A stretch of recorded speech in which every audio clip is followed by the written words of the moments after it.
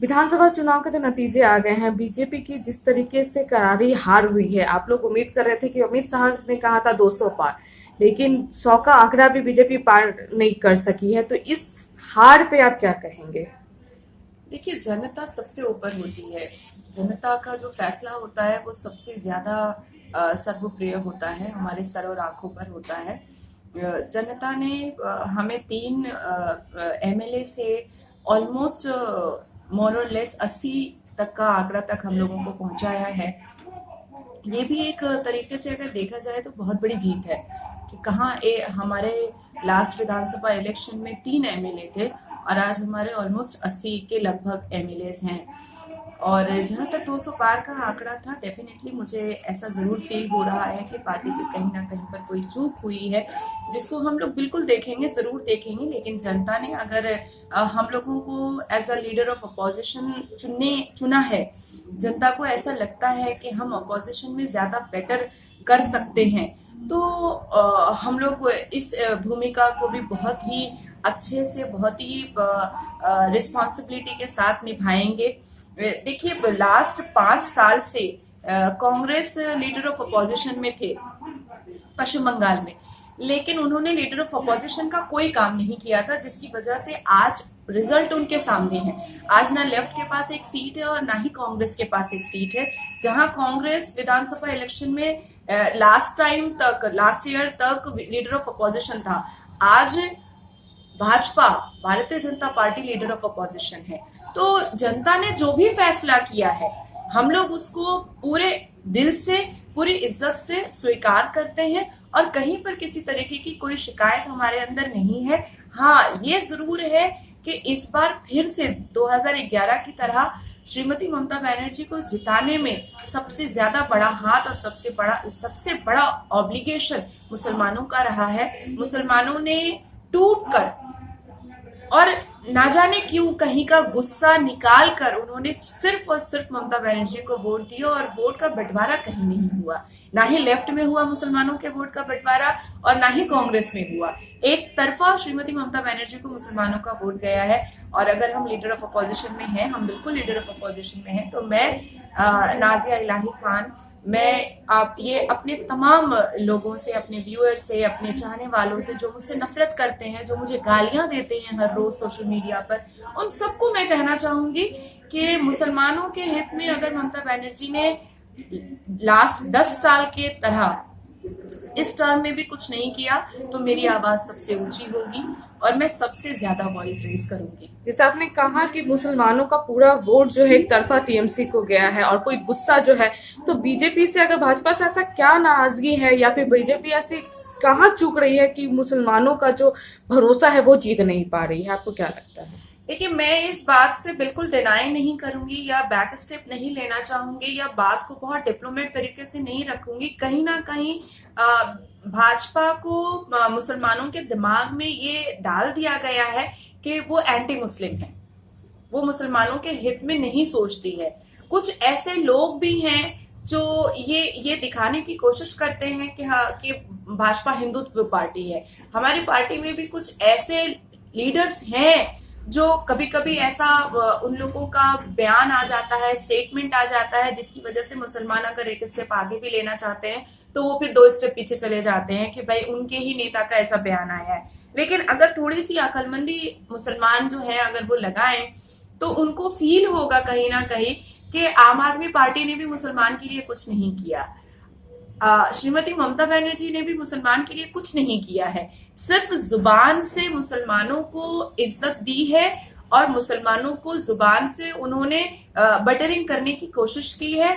आज जिस तरह से रोड शो में सारे नेता टीएमसी के दिखाई दिए हैं, क्या 5 साल दिखाई देंगे? आप जाकर के जितने भी चौरंगी के एक एक गलियां हैं उनसे पूछिए कि नैना दिखाई देती हैं। आप चेतला की गलियों से और पोर्ट की गलियों से जाकर के पूछिए और मटिया ब्रूज की गलियों से पूछिए कि फरहाद हकीम 5 साल दिखाई देते हैं? वो कभी किसी के साथ बैठ करके लकड़ी के बेंच पर एक कप चाय पीते हैं भाड़ में, मिट्टी के भाड़ में? कभी ऐसा हुआ है कि तृणमूल कांग्रेस के पार्थो चैटर्जी ने आम पब्लिक के घर में बैठ करके खाना खाया हो, किसी गरीब के घर में? तो ये सब चीजें नहीं किया है उन लोगों ने, कभी नहीं किया है।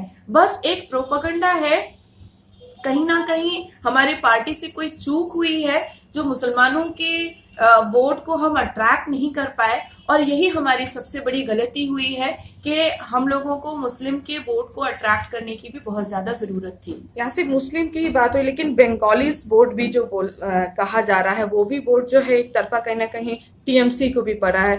तो बंगाल में बीजेपी जिस तरीके से करे कि बंगाली या हिंदुत्व का जो एक लहर, एक नारा दे के जो चल रही थी, लेकिन बंगाली वोट भी जो है देखा जा रहा है कि टीएमसी को गया है पूरे। उस पर आप क्या कहेंगे? देखिए, बंगाली वोट तो डिस्ट्रीब्यूट हुआ है, मारवाड़ी वोट डिस्ट्रीब्यूट हुआ है, पंजाबी वोट डिस्ट्रीब्यूट हुआ है। आज भाजपा की 3 सीटें थी, आज भाजपा के पास लगभग 80 सीटें हैं, तो डेफिनेटली डिस्ट्रीब्यूट तो हुआ है ये सारे वोट्स। सिर्फ और सिर्फ मुस्लिम वोट डिस्ट्रीब्यूट नहीं हुआ है।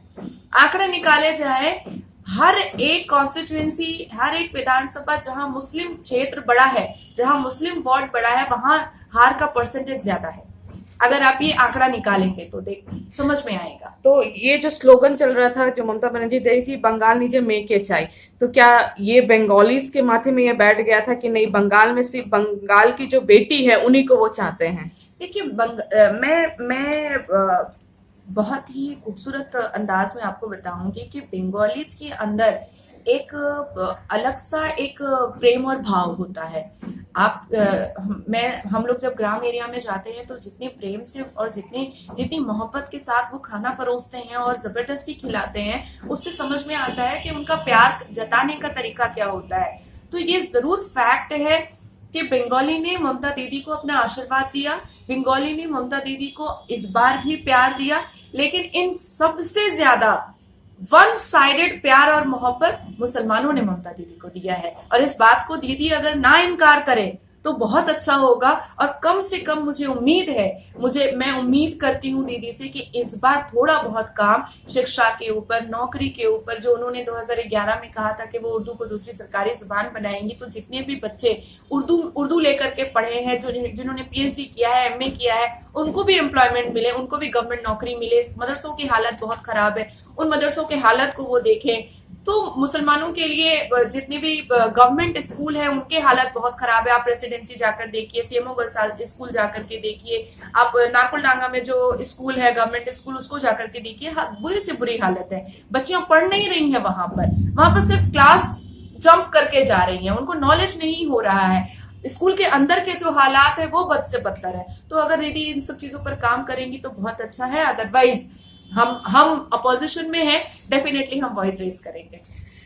टीएमसी से जितने लोग बीजेपी में आए, सबको, या फिर जितने सांसद इस बार चुनावी मैदान में उतरे थे, सबको जनता ने नकार दिया है। आखिर ऐसा क्यों? देखिए, ये मुझे ऐसा लगता है कि ये बाकी हिंदुस्तान की तमाम पार्टियों के लिए एक सीख हुई है। ये एक लेसन गया है कि जनता ऐसे लोगों को पसंद नहीं करती है जो किसी पार्टी से आते हैं तुरंत इलेक्शन से कुछ दिन पहले और फिर टिकट पा जाते हैं। ये कहीं ना कहीं जनता ने इस चीज को नकारा है। या जितने भी टॉलीवुड के लोग जो हारे हैं यहाँ पर इलेक्शन में, कहीं ना कहीं जनता ने ये दिखाया है अपने वोट के थ्रू कि हमें ऐसे लोग नहीं चाहिए। हम लोगों को प्रो नेता चाहिए, प्योर नेता चाहिए, जो जमीनी सतह पे काम करे, जो जमीन से ग्रास रूट लेवल से जुड़ा रहे। ये इस बारे में कोई दो राय नहीं है कि ममता बनर्जी एक ग्रास रूट लेवल लीडर है, वो एक मास लीडर है। वो जमीन पर बैठने पर उनको इतनी बराबर भी हिचकिचाहट नहीं होती है। आज फरहाद हकीम और पार्थो चैटर्जी जैसे लोग जमीन पर बैठने से पहले ये देखते हैं कि दीदी बैठेंगी तब हमको बैठना पड़ेगा, लेकिन दीदी ये नहीं सोचती हैं, दीदी बैठ जाती हैं। तो मास लीडर बनना चाहिए, ये जनता ने इस बार इलेक्शन में बताया है। टीएमसी ने तो ममता बनर्जी को सामने रख के, सीएम का चेहरा सामने रख के पूरा चुनाव लड़ा, लेकिन बीजेपी ने किसी भी सीएम का चेहरा नहीं बताया। तो क्या लगता है कि ये चूक जो है बीजेपी के लिए एक बड़ी गलती जो है वो साबित हुई है? देखिए, मैं इसमें थोड़ा सा कंफ्यूजन में हूं कि एक्चुअली में पश्चिम बंगाल के जो जनता की जो रुझान है ना, वो सब कुछ नीट एंड क्लीन चाहते हैं, वो बहुत क्लियर चाहते हैं। देखिए, बंगालीज में क्या होता है, जियो और जीने दो।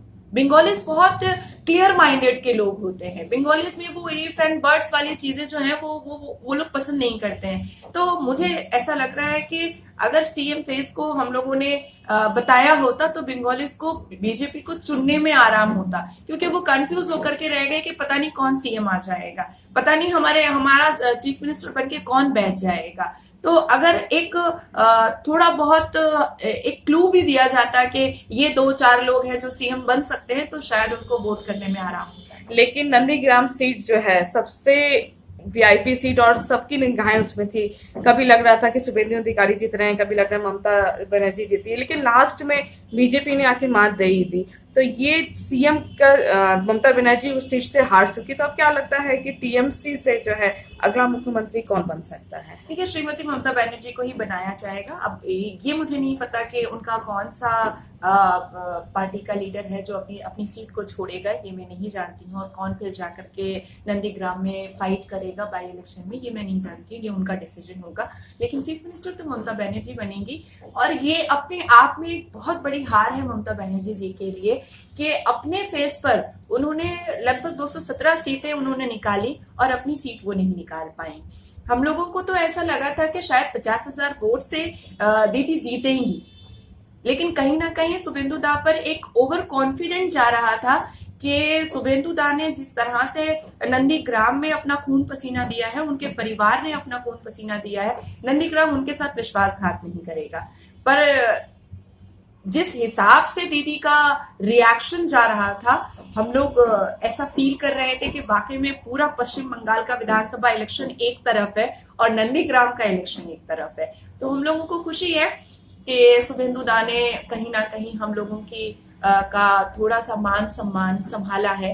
कहीं ना कहीं शुभेंदु दा की वजह से आज हम लोगों को एक सेटिस्फैक्शन फील हो रहा है कि जो मेन है, जो सुप्रीमो है तृणमूल कांग्रेस की, उनको हार का सामना करना पड़ा। तो आने वाले समय में बीजेपी जो है ऑपोजिशन की लड़ाई लड़ने वाली है, तो क्या लगता है लड़ाई बहुत जोरदार होने वाली है? डेफिनेटली। देखिए, विधानसभा में अपनी मर्जी से तमाम बिल को पास करा लेना, विधानसभा में अपने हिसाब से विधानसभा को चलाना, अब वो तो चल नहीं पाएगा। देखिए, कांग्रेस के अंदर वो हिम्मत नहीं थी कि वो विधानसभा के अंदर गलत बिल्स पर या गलत डिसीजन पर आवाज उठा सके। लेकिन भाजपाइयों के अंदर हम 80 के लगभग सीटें हैं, हम 80 के लगभग भारी मात्रा में विधानसभा के अंदर जाएंगे। तो मुझे पूरी उम्मीद है कि जितने भी बिल्स आएंगे या जितने भी डिसीजन विधानसभा में लिए जाएंगे, अगर वो जनता के हित में नहीं होगा, अगर वो जनता के लिए नहीं होगा, अगर वो एक प्राइवेट लिमिटेड कंपनी के पक्ष में होगा, उनके फायदे के लिए होगा, तो डेफिनेटली हम अपनी आवाज ऊंची करेंगे। Thank you so much. शुक्रिया।